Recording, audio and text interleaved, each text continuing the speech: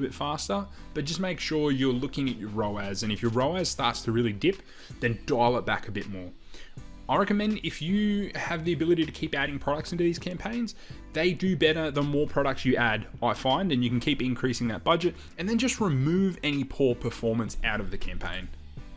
Okay, so I'll jump into the Google Ad Manager and show you how to set one of these ads up. It's very, very straightforward and simple, guys.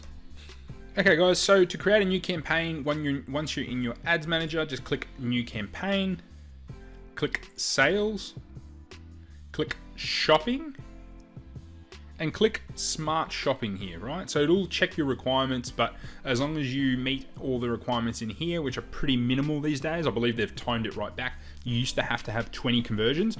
Don't believe you need that anymore. Just click Continue. And just call this your Smart Shopping campaign. At the start, don't worry about setting a return on ad spend. You can do this once you've got a bit of data. Set your budget, right? Your account level rather than campaign level.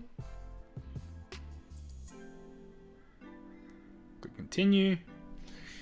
In this next section here, guys, you can actually change which products that you select. So if you only want one particular type of product, just click that one product type, right? So if you've set everything properly in Shopify and you've got type and all these other elements in there, or item ID, so if you just want a particular one product, you can add that there, and you can just click save it, and it's just gonna add that product. Otherwise, have all your products in the one campaign, and what you're gonna need to do is make sure you've got a logo.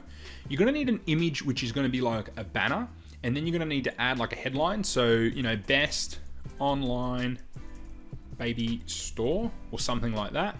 And then a long headline, just use whatever kind of, tell the people a little bit about your brand. This is just gonna appear in your display ads, right? So, you know, we're gonna have stuff like potentially Australia's best online ethical baby store.